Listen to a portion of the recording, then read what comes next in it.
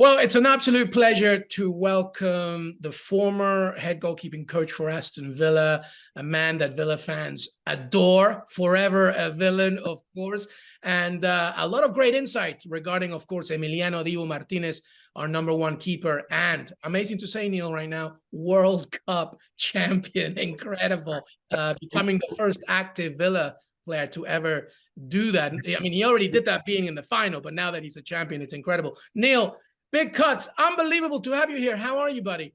Very well, very well. Yeah, I'm currently on a little bit of a break with my family over in Spain. So, yeah, we're all good, very good, rested, recuperating. Well, how are you, first of all, in terms of, what's next for you? Everything, you got a big 2023 planned, I imagine. I mean, like I said early on, you did so much service to Villa and, of course, your past career. Hopefully that things are going to be nice and big for you in 2023.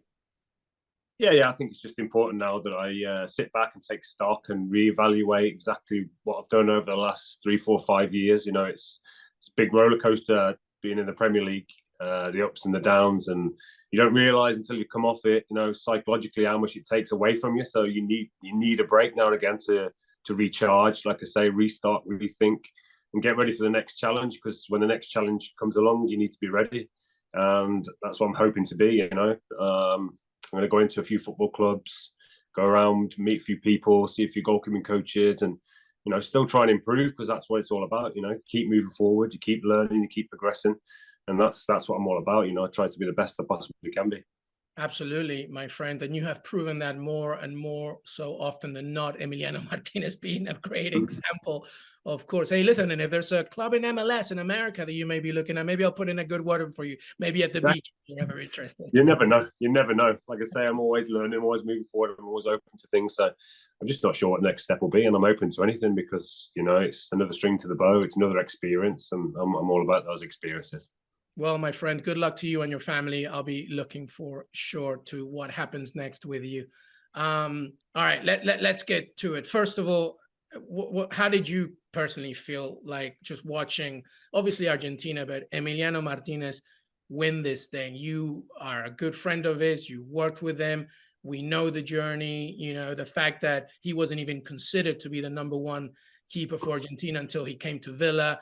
Obviously, his first season was ridiculous, record-breaking in many ways from a clean sheet perspective. How did you feel when you saw him just lift the trophy, win it, etc.? Unbelievably proud, it's like, and relief, like they're winning like 2-0, and you think they're just going to do it and cruising, and then obviously France come back into the game, it's 2-2, and you're like, oh, I just wanted to win. Because when you know all the detail that he's gone into over the past 3 years to get to where he is now, and to achieve what he's achieved, I just wanted him to win it. Just as a culmination of everything he's done. Like the detail that we've worked in, the detail that he's personally gone into has been unbelievable, and he deserves everything he gets because he's dedicated his life, he's dedicated all his time, he's passionate, he's driven. People don't really see the details that he goes into behind the scenes. He's got his own masseurs, nutritionists, he's got his own Pilates teacher, all the things that he does in his own house away from the football club. That means that those little small things that go into make him the man he is, the goalkeeper he is today. So he's just everything. He's put everything into this tournament, because obviously, what South Americans are like, the desire, and they just want to win, and they want to play for the country. And it's just massive relief, and I'm so proud. So we're going to get into that in a second, because I'm very interested in his personality as a whole and his drive. And as I told you pre-recording, like I can relate to him so much because, I'm Peruvian growing up in England, and just being in a different place and then acclimating yourself. Emiliano Martinez has also done that, from obviously being on loan from his time at Arsenal to coming to Villa. So we'll get to that in a second. But he called you like literally in the dressing room. Which just shows the bond of your friendship, of course, and your journey. Talk to me about that. That just shows the person he is, and I've said it before. It's like he's that kind of person. He doesn't forget about people, even though now I've left the football club. He recognises now that we have this bond, and he isn't just going to discard me now. He's won the best trophy in the world. He realises that we've been on this journey kind of together. He's done it. I've just guided him along the way. So he is that personality. He just doesn't forget people, and he'll be like that all the way through his life, I'm sure. He's very family orientated. So I think he's got quite a bit of family over there who will be celebrating with right now. When we were watching the videos, of course, of his antics when he won Golden Glove, etc. stuff, every Villa fan was just laughing because we know that kind of person that he is. But it seemed to me that it was also like a sense of relief, right? He was just like, I'm just going to be myself on the biggest stage. Yeah.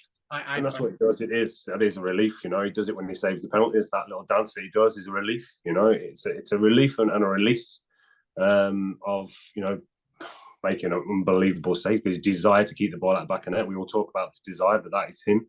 The desire to keep the ball at the back of net is huge. To win games is massive. He'll just do anything it takes to win the game and anything it takes to keep the ball at the back of net. And you can just see that release and that relief in him that he's done it. And I think that is just it. That's just the way it comes out. He's a bit of a kid at heart as well, so that comes out as well. Yeah, was he like he's one of the jokesters in the dressing room, right? Is that right? Exactly right. He's a personality, and that's what we've kind of worked on at Villa quite a lot. Bringing his character and his personality out onto the pitch, rather than it being within him, rather than it like not showing his personality.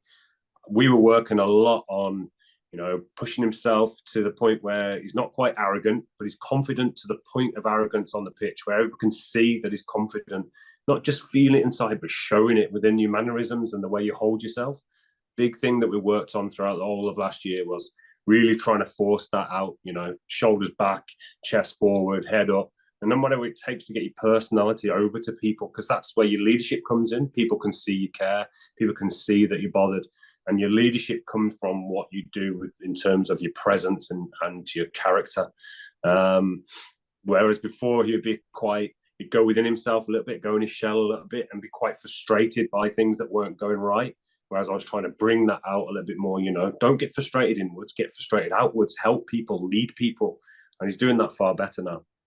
That's such a great point, Neil. I didn't even think about that. And I guess when I'm looking at my own life and any South American or international person, player, whatever, that goes to a different alien environment, you can naturally just close in. So you need people that can help you calm yourself out. So was it a difficult thing to do once he arrived from Arsenal? Was it an easier thing? How did you guys gel at the very beginning? I think the reason why I bought Emi, because he's got such a great mixture of styles. He's got South American speed, agility, power, all that South Americans bring. But he's got kind of more like an English-British shape about him. So he holds his shape really, really well. I think that's from being in the country for a long, long time and working with quite a few English and British coaches. He holds his shape and he transfers really, really well.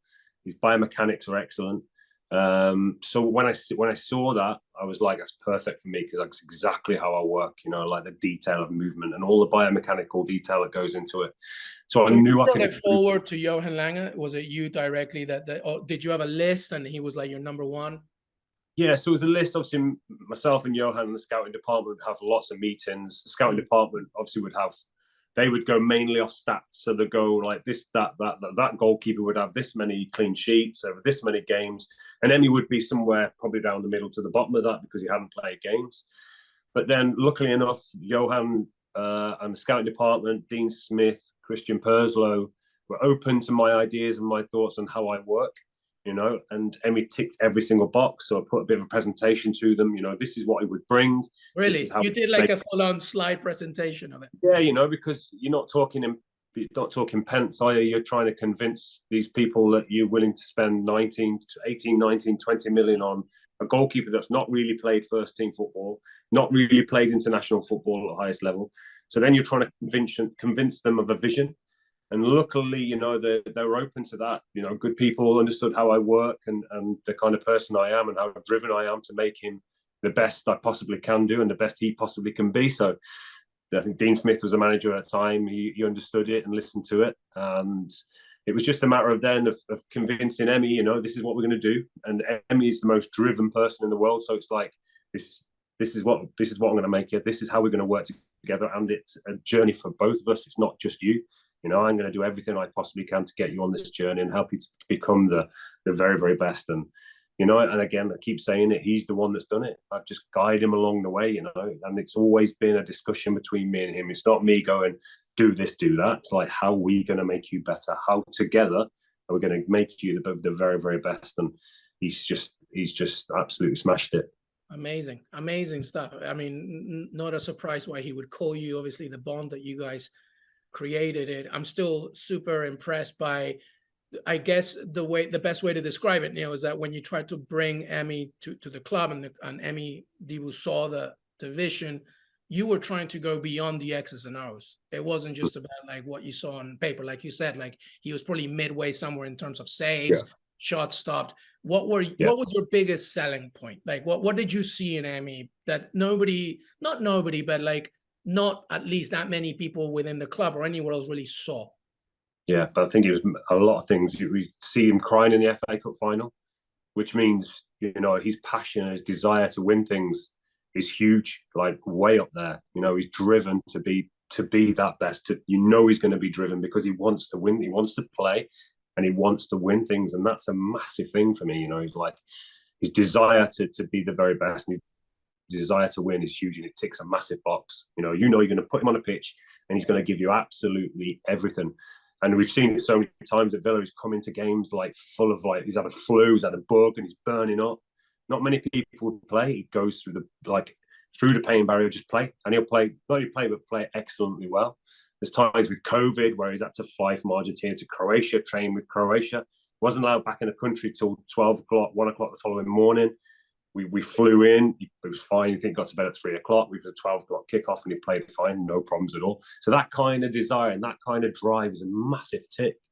And then it's the detail of the biomechanics and the detail of that, you know, what he is in terms of a goalkeeper. He's someone that protects the space really well. So his desire to come and protect the area is huge. You know, he'll come and dominate the space. His position in relation to the ball that we've worked on so much.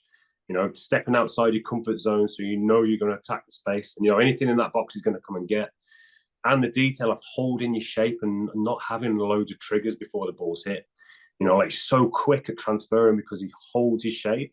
He holds it and transfers so quickly, it's so hard to beat.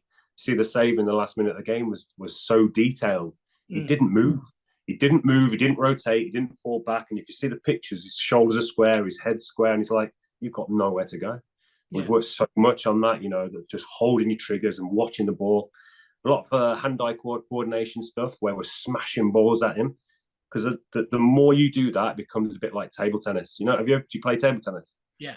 I mean, you know, I try and say I'm good, but, you know, but yes, absolutely. You know, it works in table tennis, right? You play table tennis and you're seeing the ball. If you play for a while, you not only see the ball, but you see the ball quicker than it moves and counteract the spin of the ball without even thinking about it. Right. So it becomes that hand-eye coordination that you create a neurological pattern in your mind where you don't have to think about it. You know, it's subconscious. It's instinctive, right? Yeah. It's instinctive. So if I'm smashing a ball at you, right, and you're not moving, what happens is all you're doing is moving in relation to the ball. You're not triggering, you're not falling back, you're not rotating. You're working with the ball, right? Yeah.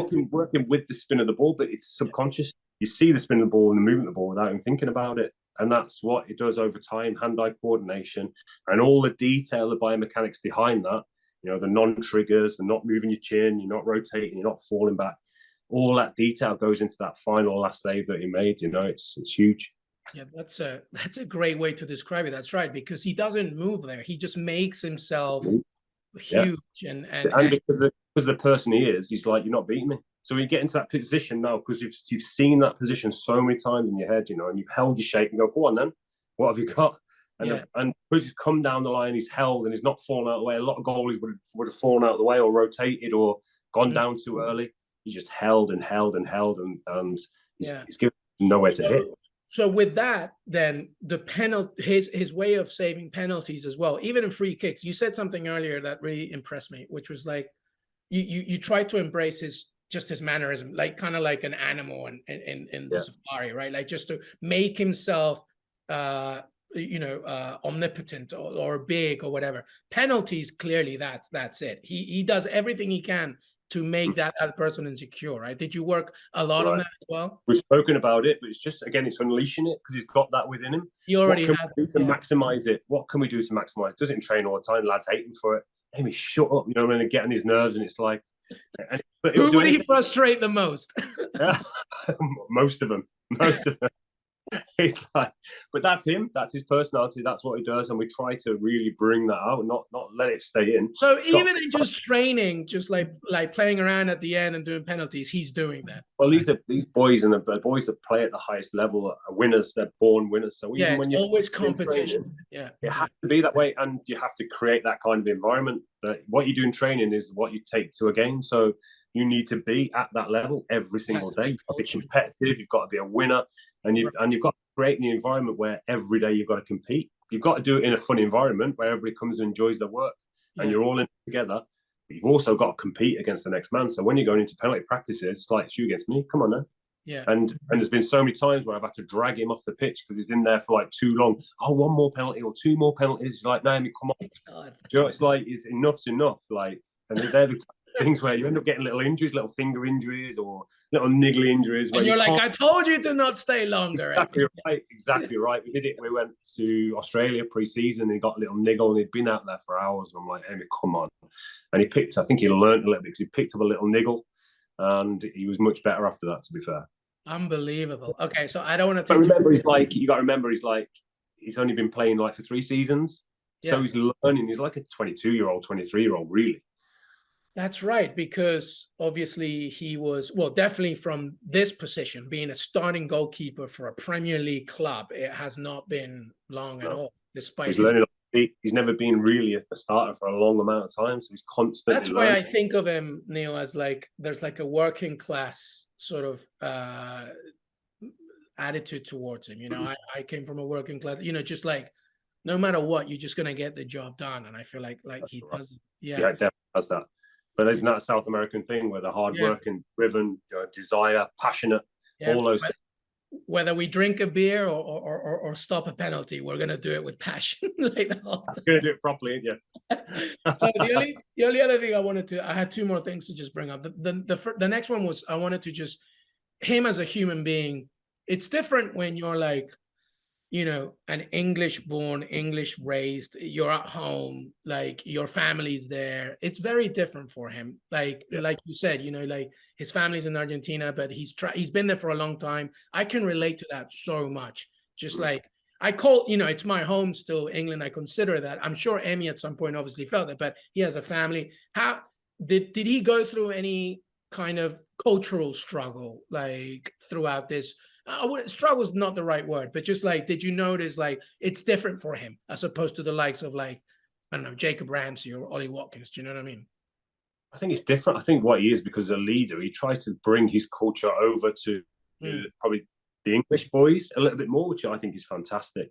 Yeah. Like barbecues, like together, like family meetings, get everybody together as a group, and he does it really, really well. Like, he's such a big family man. Like his parents are always coming over. He's got family over his house constantly, and he's always arranging get-togethers, always arranging things to do, and that's kind of culture-wise where the English boys need to try and catch up a little bit and need to be getting towards, because when we are putting these little barbecues on, you've got all the South American boys and the French boys, Spanish, and then the English boys like are kind of a little bit separate. The South Americans that will bring their families, right? They'll all be family orientated, whereas the English don't. They'll stick together and then they'll go home. And then Emi's seen this and he's like, well, that needs to change. This needs to be a family thing. It needs to be a family club.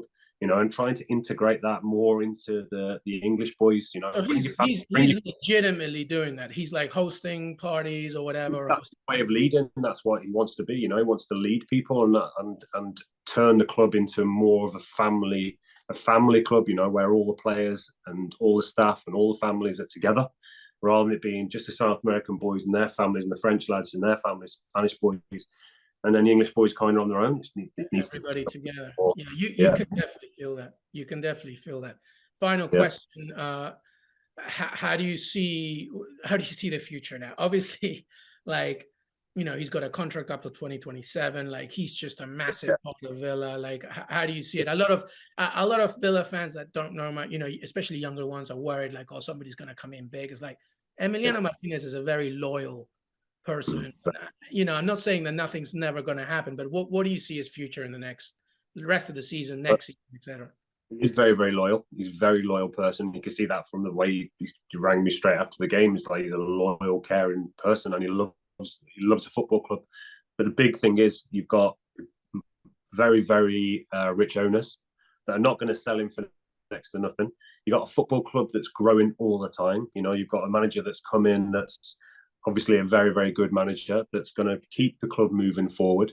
So you've not only got the money, you've got all the manager, you've got all the fans, you've got the ground that's growing as well. That club is moving forward. It's moving places, going places. So he'll feel that. He'll know that. Plus, he won't be even thinking about that. You know, that's something for his agent or wherever it may be. His head will be just solely on now getting back to Aston Villa, getting back playing, getting Aston Villa up the league. He won't even think about, you know, trying to move away or wanting to move away. That's just not the way he works, you know. Gets his head down. Again, all the detail that goes into being the best. He wants to keep being the best. Now he'll want to just keep growing and keep becoming better and better and better and better. That's him. That's the way he works. You know, he won't even think about it. There'll be nothing. There's been times in the past where we spoke about contracts and things like that. No, I'm not thinking about it. I'm not dealing anything like that. Like, he'll shoot you down straight away. It's like, no, it's not me. That's my agent. That's what they do, which is fantastic. It's an unbelievable way of looking at it. His mind is so like tunnel vision onto playing football, you know, improving. And like we said before, the fans absolutely love him. Like, and he knows that, and he loves football. Yeah. Club. So it's one of the club is growing and growing and growing. So he's not just going to walk away from a club that's going places like Aston Villa is. Well said, my friend. Well, once again, thank you so much for everything you did for the club. Thank you for this incredible insight into Emi Martinez. And Cuts, have a great time in Spain. I'm a little bit jealous. It's freezing here in New York City, but